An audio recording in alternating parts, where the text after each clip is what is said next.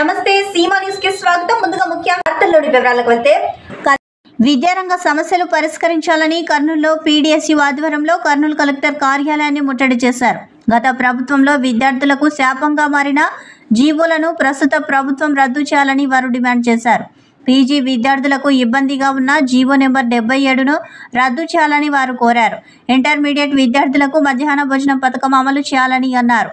3, 4, 5 తరగతుల విలీనం వల్ల పేద మధ్యతరగతి విద్యార్థులకు శాపంగా మారిందని, వెంటనే పాఠశాలల విలీనాన్ని రద్దు చేయాలని అన్నారు. ప్రభుత్వ వసతి గృహాల్లో సమస్యలు పరిష్కరించాలని వారు కోరారు. ధర్నా సందర్భంగా విద్యార్థి సంఘాల నాయకులు కలెక్టర్ కార్యాలయం గేట్లు ఎక్కేందుకు ప్రయత్నించగా పోలీసులు వారిని అడ్డుకున్నారు. ఈ సందర్భంగా పోలీసులకు విద్యార్థి సంఘాల నాయకులకు మధ్య తోపులాట జరిగింది.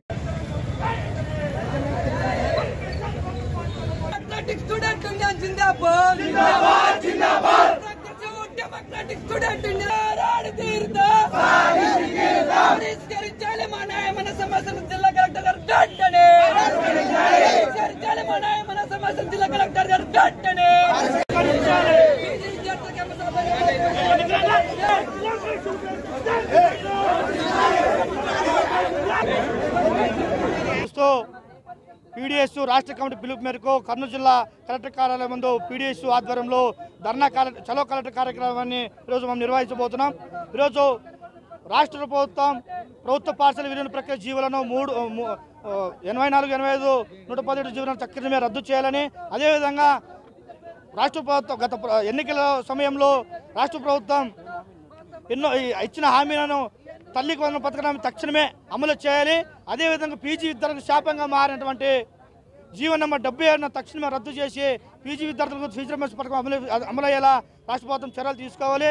అదేవిధంగా ఈరోజు ప్రభుత్వ పాఠశాలలో అనేక సమస్యలు పేరుకుపోయిన పరిస్థితి కనబడతా ఉంది. ఈ సమస్యలను పరిష్కరించుకోకుండా రాష్ట్ర ప్రభుత్వం నిర్లక్ష్యం చేస్తూ ఉంది. అదేవిధంగా ప్రభుత్వ జూనియర్ కళాశాలలో మధ్యాహ్న భోజనం పథకం తక్షణమే అమలు చేయాలని మేము ఈరోజు డిమాండ్ చేస్తాం. నా పేరు మహేంద్రబాబు, పీడీఎస్ జిల్లా ప్రధాన కార్యదర్శి. ఈ ధర్నా ముఖ్య ఉద్దేశం ఏంటంటే, ముఖ్యంగా ప్రభుత్వ హాస్టల్లో నెలకొన్న సమస్యలను పరిష్కరించాలని మా డిమాండ్ ఆధ్వర్యంలో ధర్నా కార్యక్రమం నిర్వహించాము. అందులో ముఖ్య భాగంగా సంక్షేమ హాస్టల్లో నెలకొన్న సమస్యను పరిష్కరించాలి, సంక్షేమ హాస్టల్లో ఉన్నటువంటి విద్యార్థులకు సొంత భవనాలు కేటాయించాలి, అదేవిధంగా పీజీ విద్యార్థులకు ఎమ్మశాపంగా మారినటువంటి జీవో నెంబర్ 77ను రద్దు చేయాలి. అదేవిధంగా వీళ్ళ ప్రక్రియలో 3, 4, 5 క్లాసులను హై స్కూల్ పంపించడం ద్వారా అక్కడ ఉన్నటువంటి పేద బడుగు బలహీన వర్గాల విద్యార్థులు 3 కిలోమీటర్ల లాంగ్లో వెళ్ళి చదువుకోవాలంటే చదువుకు దూరం అవుతున్న పరిస్థితి ఉన్నది. అదేవిధంగా ఇక్కడ ఉన్నటువంటి విద్యార్థులకు ధరలకు అనుగుణంగా మెస్ ఛార్జీలు, కాస్మెటిక్ ఛార్జీలు పెంచాలని మా పీడీఎస్ విద్యార్థి సంఘం ఆందోళన కార్యక్రమాలు చేస్తున్నా కూడా ఈ రాష్ట్ర ప్రభుత్వాలు నిమ్మకు నీరెత్తినట్టు చేరగా పరిమితం అవుతున్నారు. అదేవిధంగా చూసుకున్నట్లయితే పాదయాత్రలో పేద విద్యార్థులు అండగా ఉంటామని చెప్పినటువంటి ప్రభుత్వాలు ఈరోజు ప్రభుత్వానికి అండగా ఉండాలని మేము పీడీఎస్ విద్యార్థి సంఘం చేస్తున్నాం. ఈ సమస్య పరిష్కరించలేని ఎడల ఆందోళన కార్యక్రమాలకు సిద్ధంగా ఉన్నామని తెలియజేస్తున్నాం. నా పేరు అఖండ, పీడీఎస్ జిల్లా అధ్యక్షుడు. మహానందిలోని అయ్యన్న నగర్ గ్రామ ప్రజలు పొలాల వద్ద కాపలా ఉండగా చిరుత వెంబడించిందని ఆ ఊరి గ్రామ ప్రజలు తెలిపారు. గ్రామస్తులు కేకలు వేయడంతో చిరుత పారిపోయిందని అన్నారు. గత కొన్ని రోజులుగా చిరుత సంచరిస్తూ ఉండడంతో గ్రామస్తులు భయాందోళనకు గురవుతున్నారు. అటవీశాఖ అధికారులు ఎలాంటి చర్యలు తీసుకోకపోవడంతో ప్రాణాలను అరచేతిలో పెట్టుకుని బతుకుతున్నామని గ్రామస్తులు వాపోయారు.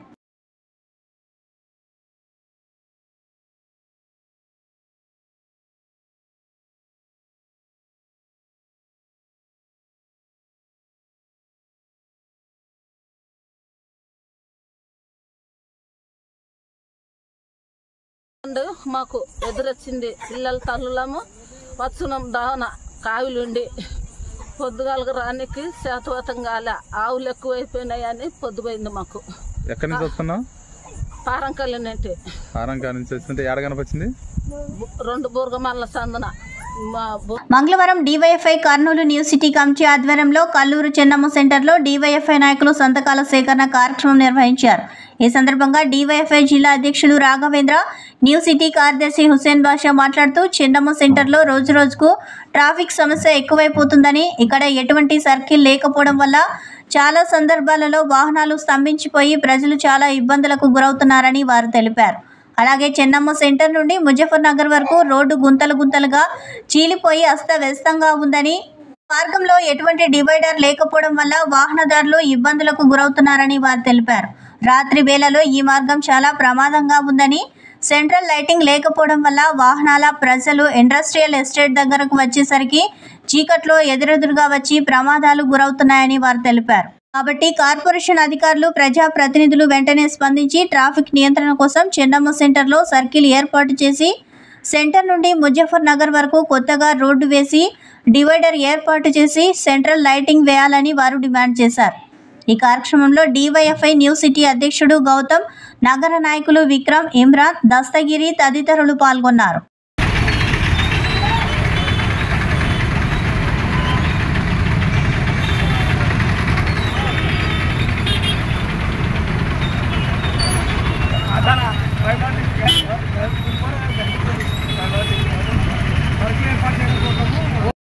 ఈరోజు డివైఎఫ్ఐ ఆధ్వర్యంలో కల్లూరు చెన్నమ్మ సెంటర్లో సంతకాల సేకరణ కార్యక్రమం నిర్వహించాము.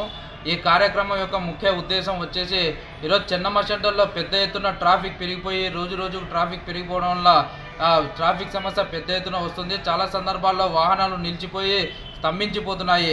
ఇక్కడ ఎటువంటి సర్కిల్ లేకపోవడం వల్ల ట్రాఫిక్ సమస్య పెద్ద ఎత్తున వాహనాలు స్పందించిపోతే తిరిగి యథాస్థితికి రావడానికి చాలా టైం పడుతుంది.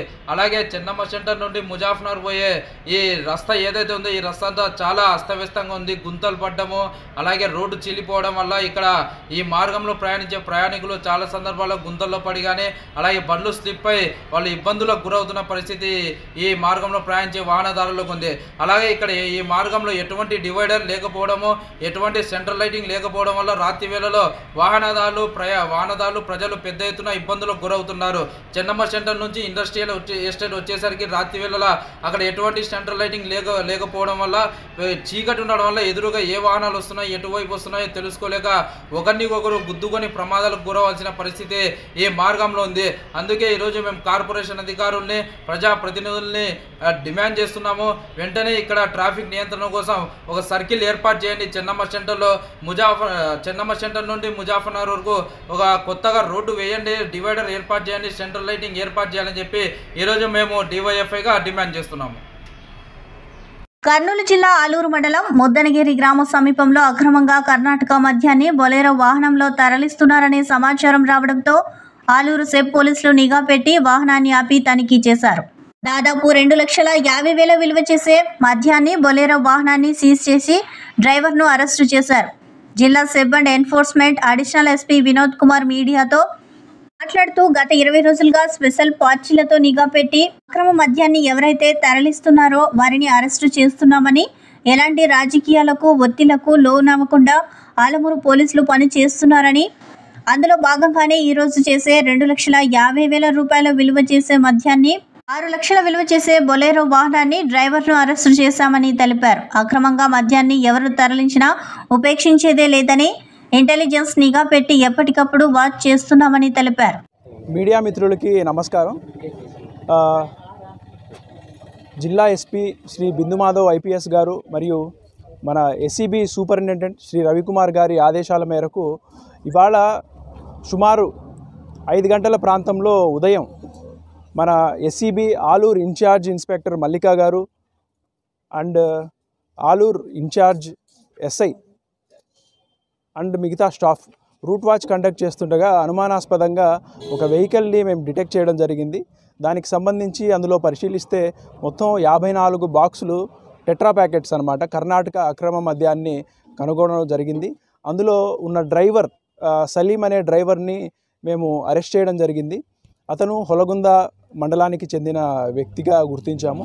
అలాగే ఈ కేసుకు సంబంధించి ఇన్వెస్టిగేషన్లో భాగంగా పొద్దున్న నుంచి 2 బృందాల వారీగా విడిపోయి ఇన్వెస్టిగేషన్ స్టార్ట్ చేయడం జరిగింది. అందులో భాగంగా ఈ సప్లయర్ అనే అతన్ని ఐడెంటిఫై చేయడం జరిగింది. ఈ సప్లయర్ అయితే హొలగుందకు చెందిన దుర్గన్న సప్లయర్ అన్నమాట. ఇతను ఆలూరు మండలంలో వివిధ విలేజెస్కి సంబంధించి హరిప్రసాద్, శేఖర్, మురళి అనే సప్లయర్స్కి సప్లై చేస్తున్నాడు, ఈ సెల్లర్స్కి సప్లై చేస్తున్నాడు. వాళ్ళను కూడా ఇన్వాల్వ్ చేయడం జరిగింది. త్వరలో ఆ వివరాలు కూడా మీకు మీడియా ముఖంగా ప్రకటించి వాళ్ళను కూడా అరెస్ట్ చేయడం జరుగుతుంది. ఇక ప్రాపర్టీ విషయాలకు సంబంధించి మనం మాట్లాడుకుంటే మొత్తం 54 బాక్సులు, ఈ 54 బాక్సులని లీటర్స్లో కన్వర్ట్ చేస్తే దాదాపు 464 లీటర్ల ఈ కర్ణాటక అక్రమ మద్యం అండి ఇది. ఇదివరకు చాలా సీజ్ చేస్తున్నాం, మీ అందరికీ తెలిసిందే ఈ ఆలూరు స్టేషన్ పరిధిలో. ఇప్పుడు కూడా మన ఇన్ఛార్జ్గా ఉన్న సిఐ కూడా చాలా బాగా చేస్తున్నారు. దానికి సంబంధించి నిదర్శనం ఈ కేసుగా మనం చూడొచ్చు. ఇంతకు ముందు కూడా ఒక కారు కూడా సీజ్ చేయడం జరిగింది ఒక 4 days ముందు.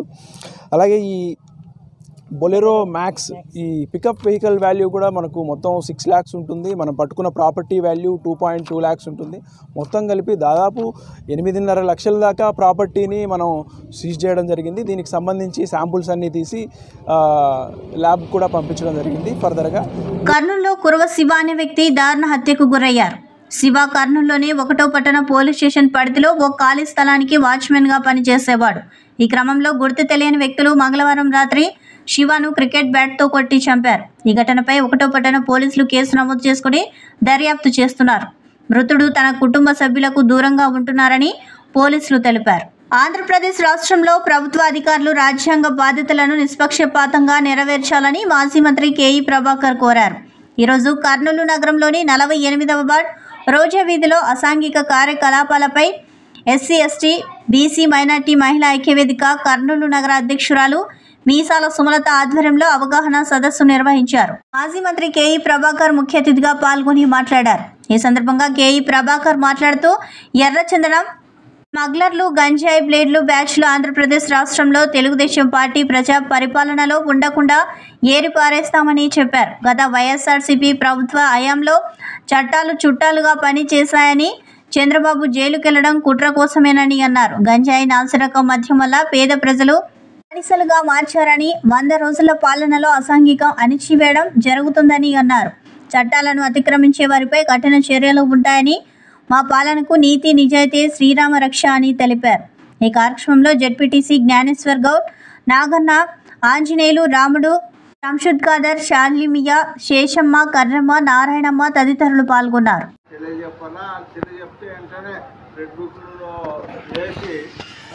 అవన్నీ యాక్షన్ తీసుకోవడానికి నారా లోకేష్ గారు కానీ, చంద్రబాబు నాయుడు గారు కానీ, పవన్ కళ్యాణ్ గారు కానీ వీళ్ళంతా కూడా మరి సిద్ధంగా ఉన్నారు. మళ్ళీ ఇంతకుముందు శాంతి భద్రతలు కరువైనాయి.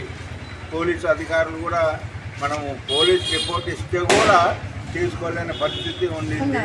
అట్లాంటిది ఎవరన్నా ఉంటే దాంట్లో మళ్ళీ రెడ్ బుక్లో కూడా ఎక్కించడానికి అవకాశం ఉంటుంది.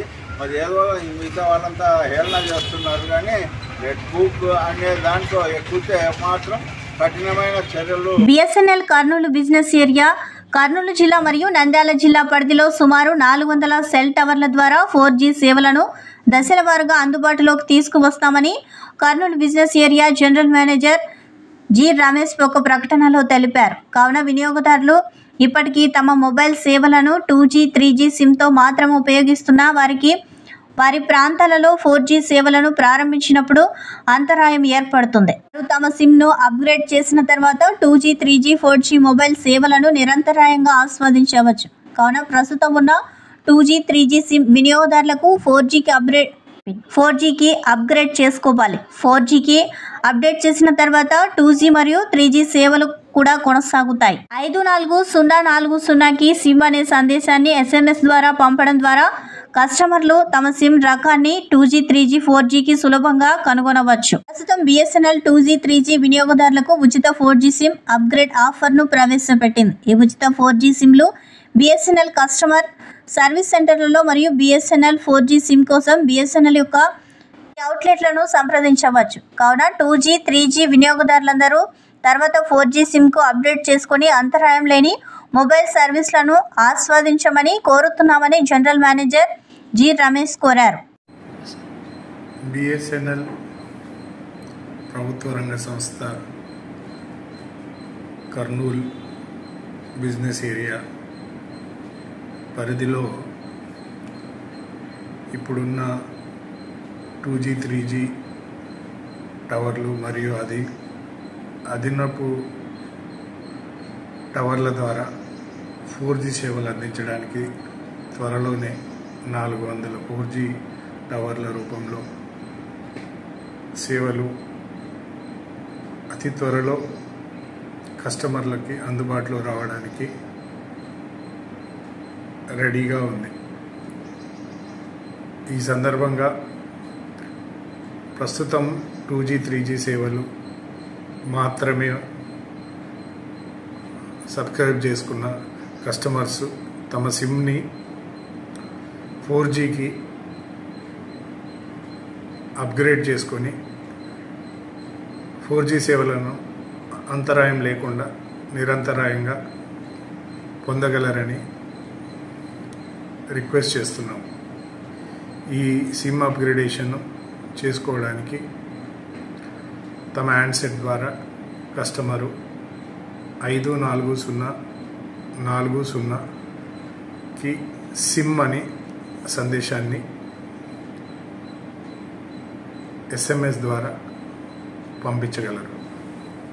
అంతేకాకుండా వారు తమకి అందుబాటులో ఉన్న దగ్గరలో ఉన్న BSNL వినియోగదారు సేవా కేంద్రము లేదా ఫ్రాంచైజీ రిటైలర్లని సంప్రదించి ఉచితంగా 4G సిమ్ని పొందగలరు.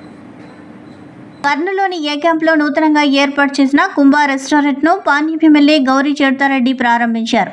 కర్నూలుకు చెందిన మురళీమోహన్ రెడ్డి, శివనాగిరెడ్డి ఆధ్వర్యంలో ఏర్పాటు చేసిన కుంభా రెస్టారెంట్ కర్నూలులోనే అతిపెద్ద శాకాహార రెస్టారెంట్ అని ఎమ్మెల్యే తెలిపారు.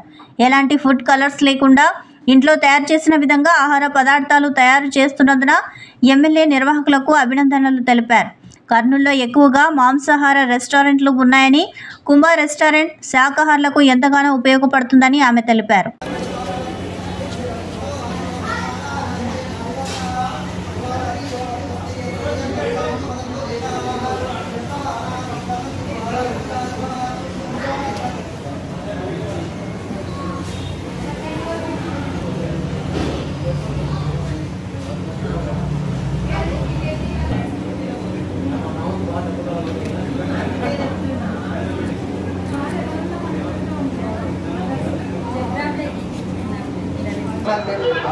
కుంభా రెస్టారెంట్ మేము కర్నూలులో చాలా చోట్ల నాన్ వెజ్ అనే కాన్సెప్ట్ ఎక్కువ కనపడుతూ ఉంది. వెజ్ వాళ్ళకి చాలా ఇబ్బందికరమైనటువంటి పరిస్థితి కనపడుతూ ఉంది.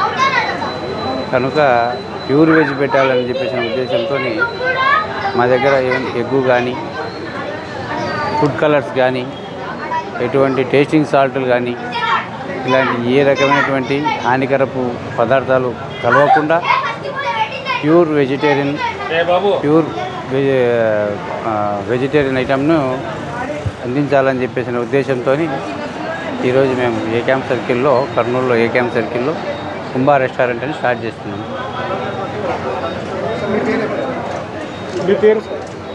మురళీమోహన్ రెడ్డి.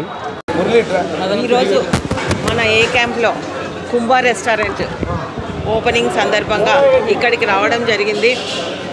ఈ కుంభా రెస్టారెంట్ మురళీధర్ రెడ్డి, శివనాగిరెడ్డి ఇద్దరు కలిసి ఈ రెస్టారెంట్ను ఏర్పాటు చేసుకోవడం జరిగింది. ముఖ్యంగా మనకి ఈ ప్యూర్ వెజిటేరియన్ రెస్టారెంట్ ఇది. ఎక్కడికి వెళ్ళినా మనకి చాలా చోట్ల నాన్ వెజ్ రెస్టారెంట్లు ఎక్కువైపోయినా ఈ రోజుల్లో ఇది పట్టణవాసులకు అందుబాటులో ఉండాలన్న ఉద్దేశంతో ఈ రెస్టారెంట్ను ఓపెనింగ్ చేసుకోవడం జరిగింది. ముఖ్యంగా ఎక్కడికి వెళ్ళినా కానీ మనము అదే ఇక్కడ మనము వెజ్ రెస్టారెంట్లు ఎంతసేపు ఉన్నా కానీ మనము ఇంత పెద్ద ఎత్తున ఎక్కడ ఏర్పాటు చేయలేదు. ఇక్కడ సిట్టింగ్ ఏర్పాటు చేసుకొని breakfast, lunch, dinner pure vegetarian ఇక్కడ కర్నూలు పట్టణ ప్రజలకు అందుబాటులోకి తీసుకొని రావడం జరిగింది.